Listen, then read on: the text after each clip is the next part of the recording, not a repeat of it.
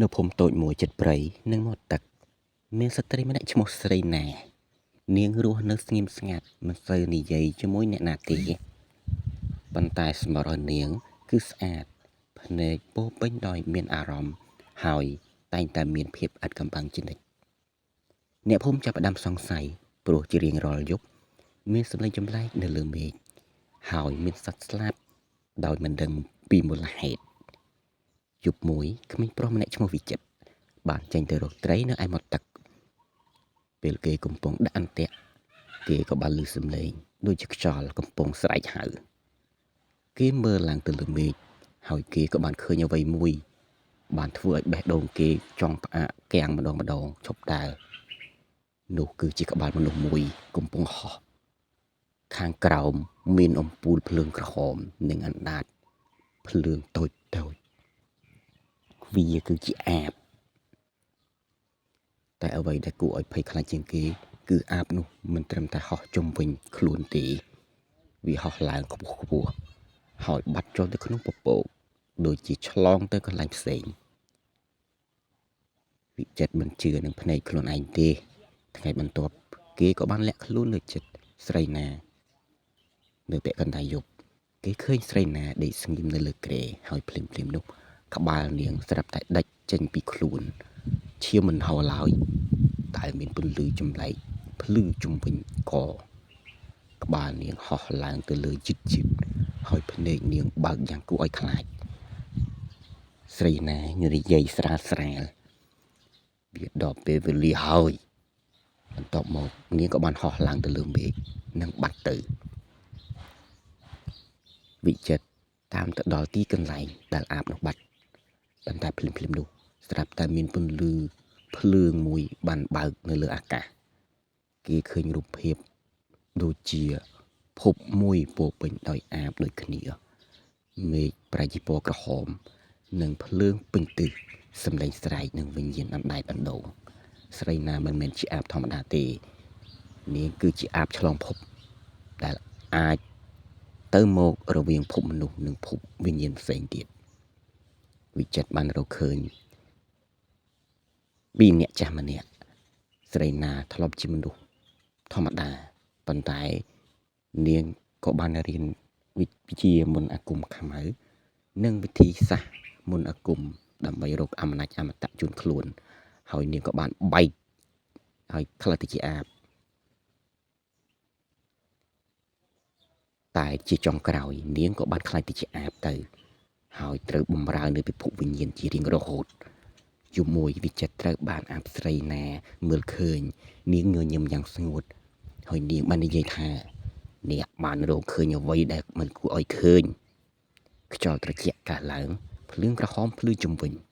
ក្បាលអាបហោះមកជិតគេយឺតហើយពេលព្រឹកអ្នកភូមិបានរកឃើញសម្លៀកបំពាក់របស់វិចិត្រនៅមាត់ទឹកគេមិនដែលឃើញគេមកវិញទៀតឡើយអ្នកភូមិបាននិយាយថាជារៀងរាល់យប់នៅពេលមេឃមានពណ៌ក្រហមអ្នកភូមិឃើញអាពីរគឺស្រីណាមួយទៀតនិងក្មេងប្រុសដែលត្រូវនាងនាំទៅភពផ្សេងមួយទៀត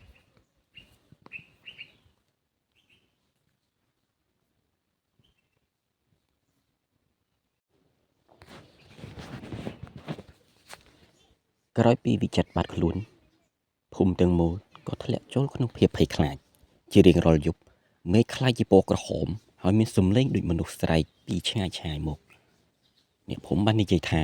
ពេលនេះមិនមែនជាពេលមានអាបតែមួយទៀតទេអាបគឺមានពីរ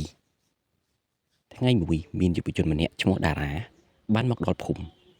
គេគឺជាមិត្តស្និទ្ធស្នាលរបស់វិចិត្រតារាមិនជឿថាវិចិត្រស្លាប់ទេគេជឿថាមិត្តរបស់គេនៅរស់និងនៅកន្លែងណាមួយ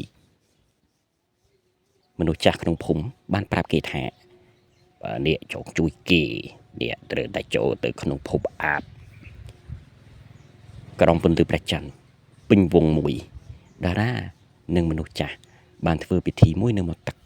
ភ្លាមនោះមេឃក៏បានបើកទៅជាពណ៌ខ្មៅខ្យល់និងភ្លើងក្រហមក៏បានចេញមកភាយ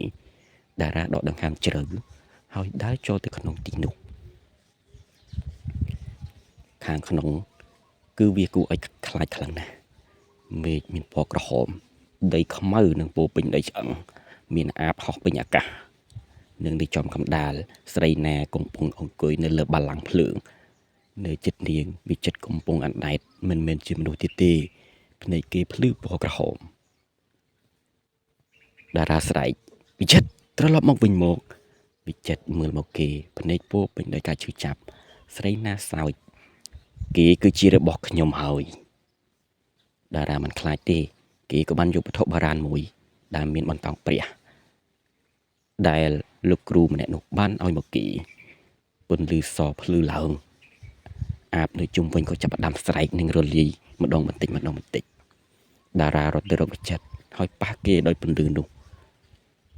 ភ្លាមនោះពន្លឺបំបែកជាភាពងងឹតសំឡេងអាបស្រែកពេញទឹកវិចិត្រត្រឡប់មកមានស្មារតីម្ដងទៀតតារាជួយខ្ញុំស្រីណាបានខ្លាចទៅជាមនុស្សអាក្រក់យ៉ាងខ្លាំងនាងក៏បានហោះឡើងទៅលើនិងវាយប្រហារអ្នកទាំងពីរតារាដឹងថាដើម្បីបិទផ្លូវរវាងភពទាំងពីរត្រូវមានការលះបង់គេប្រាប់ឲ្យវិចិត្រត្រឡប់ទៅវិញកុំមើលក្រោយតារាប្រើអំណាចចុងក្រោយនិងបង្កើតពន្លឺធំមួយបិទរុនភពខ្មៅស្រីណាស្រែកយ៉ាងខ្លាំងហើយត្រូវបានទាញទៅយកក្នុងភាពងងឹតជាមួយតារាវិចិត្រត្រឡប់មកភូមិវិញនៅមាត់ទឹកដដែលមេឃវិលត្រឡប់ទៅធម្មតាគ្មានសំឡេងអាបទៀតឡើយតែតារាមិនត្រឡប់មកវិញទេអ្នកភូមិនិយាយថាពេលខ្លះនៅយប់មានពន្លឺតូចមួយនៅលើមេឃដូចជាមនុស្សម្នាក់កំពុងយាមព្រំដែនរវាងភពទាំងពីរហើយវិចិត្រយល់ច្បាស់ថាមិត្តរបស់គេមិនបានបាត់ទៅណាទេគេកំពុងការពារពិភពនោះជារៀងរហូត